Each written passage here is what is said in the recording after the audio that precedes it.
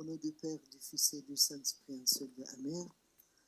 Le Saint Évangile de ce dimanche béni, qui est le 4e dimanche du mois copte Hatour, nous raconte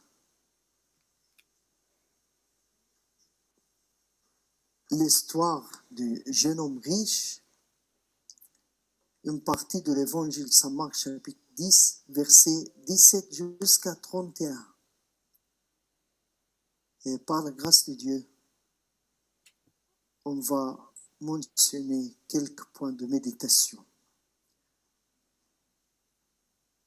Un homme accourut vers lui, c'est Jésus, vers Jésus, se mit à genoux et lui demanda, « Bon maître, que dois-je faire pour avoir en héritage la vie éternelle ?» En fait, ce jeune homme avait des excellentes dispositions. Les dispositions de ce jeune homme face au Christ paraissent excellentes. Il prend lui-même l'initiative de se rapprocher de Jésus. Et pour nous, est-ce que nous prenons l'initiative de nous rapprocher de Christ? C'est important. Encore, ce jeune homme a posé la question la plus importante, la question à propos de la vie éternelle. Et pour nous, est-ce que vraiment notre vie éternelle est toujours notre priorité? Encore, sa question est pratique. Que dois-je faire pour hériter, pour avoir en héritage la vie éternelle? Que dois-je faire et pour hériter? Oui, bien sûr, la vie éternelle est un don. C'est hériter, c'est un don de Dieu. Mais en même temps, il faut aussi faire quelque chose pour obtenir la vie éternelle. Les deux mots étaient très justes. Qu'est-ce que je dois faire pour hériter ou pour avoir en héritage la vie éternelle? Jésus lui dit, « Pourquoi m'appelles-tu bon? Personne n'est bon, sinon Dieu seul. » Est-ce que vous pensez que Jésus voulait dire « Je ne suis pas bon » ? Pas du tout. En fait, il est Dieu. Jésus est le bon. Et nous a dit « Je suis le bon berger. Je suis le bon berger. » Mais qu'est-ce que Jésus voulait dire ici? Il voulait dire à ce jeune homme, est-ce que tu comprends ce que tu dis? Est-ce que tu comprends et tu crois que je suis Dieu incarné, que je suis le Messie attendu? C'est ça. Et bien sûr, encore Jésus nous montre que la source de bonté, c'est seulement Dieu. Et personne ne peut être tout seul bon sans la grâce et l'œuvre de Dieu. Personne n'est bon sinon Dieu seul. Tu connais le commandement. Tu connais le commandement. Jésus nous montre ici que c'est impossible d'avoir la vie éternelle sans connaître le commandement divin, sans lire la Sainte Bible. Impossible d'avoir la vie éternelle sans savoir, sans connaître le commandement divin. Et aussi, Jésus nous montre ici l'importance de la parole de Dieu dans l'Ancien Testament et le commandement divin.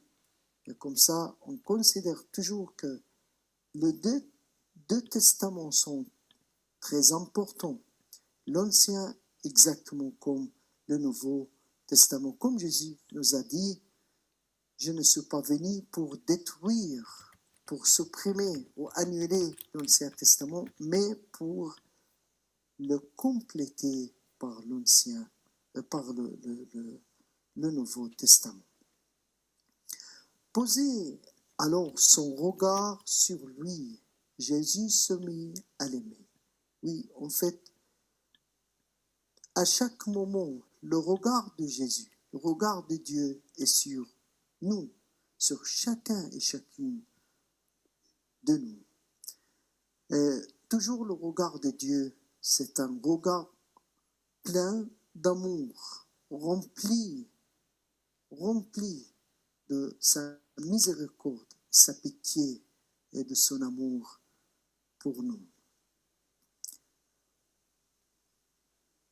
Vends tout ce que tu as, donne-le aux pauvres et tu auras un trésor au ciel. Vends tout ce que tu as, donne-le aux pauvres et tu auras un trésor au ciel. Oui, c'est l'invitation d'aider les pauvres, les nécessiteux, de partager ce que nous avons, ce que Dieu nous a donné. Ce n'est pas seulement pour nous, mais aussi pour les autres. Et comme ça, Jésus nous indique l'importance de mes frères et sœurs, particulièrement les nécessiteux et les pauvres, dans notre chemin pour achever, pour obtenir la vie éternelle.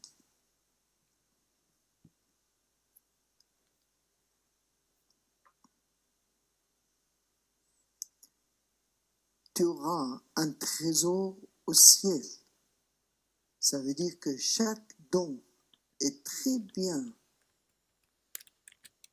récompensé dans le ciel. En fait, chaque acte de miséricorde, de pitié est compté sur les yeux de Dieu, pas seulement ici, mais en plus au ciel. Aussi, Jésus nous invite à laisser de côté les choses matérielles.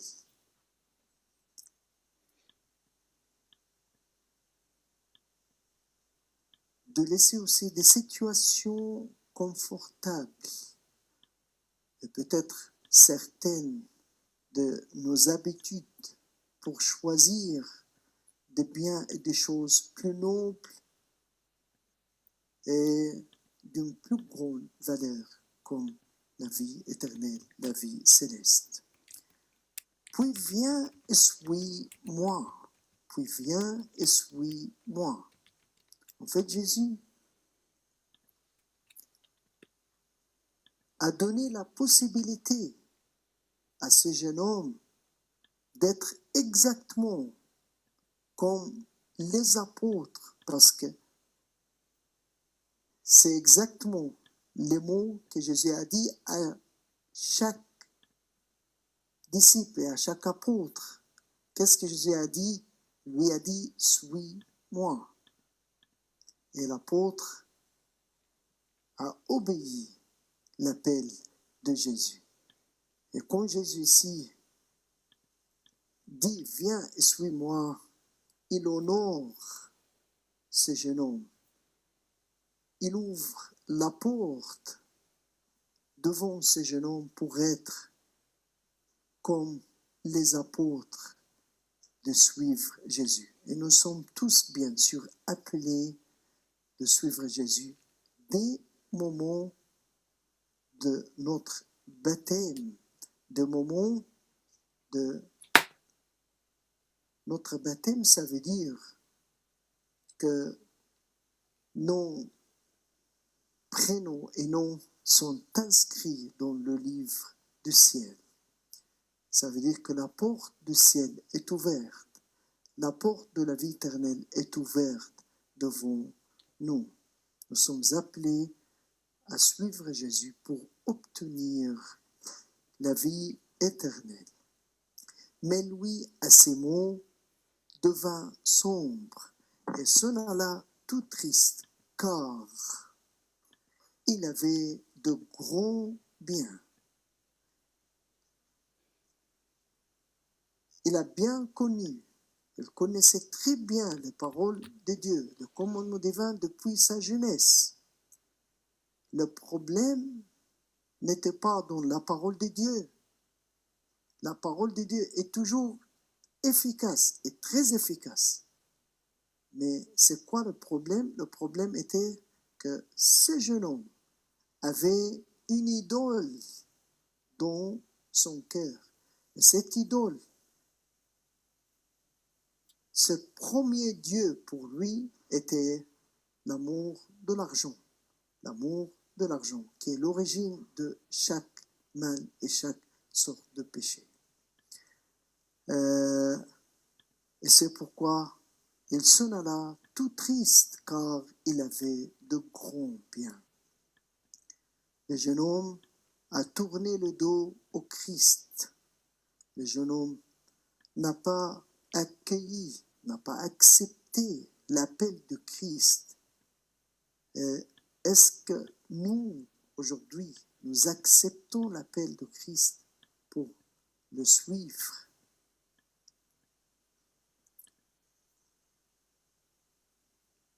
Comme on a dit, ce jeune homme aurait pu être un apôtre à côté de Saint Pierre, Saint Jean, Saint Jacques.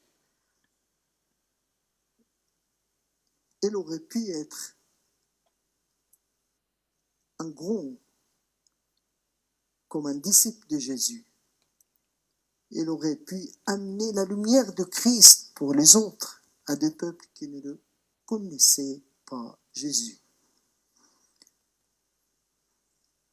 Oui, il aurait pu devenir aujourd'hui un exemple de don de soi. Mais malheureusement, quel dommage, c'est le contraire aujourd'hui. C'est un exemple de manque de sincérité dans son désir de suivre Jésus et d'obtenir la vie éternelle. L'attachement aux richesses est très, très dangereuse. Exactement comme pour ce jeune homme, l'attachement aux richesses était un obstacle pour suivre le Christ. Et pour dire la vérité, chacun et chacune d'entre nous a une forme ou une autre d'attachement des choses du monde et des choses de la terre. Et Jésus nous appelle aussi de les quitter pour pouvoir le suivre, pour pouvoir obtenir et avoir la vie éternelle. On trouve toujours que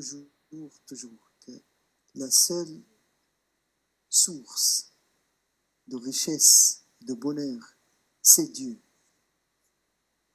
Qu'est-ce que ça veut dire? Ça veut dire de choisir Dieu, c'est de choisir tout. Que le Seigneur vous bénisse et gloire à lui éternellement. Amen.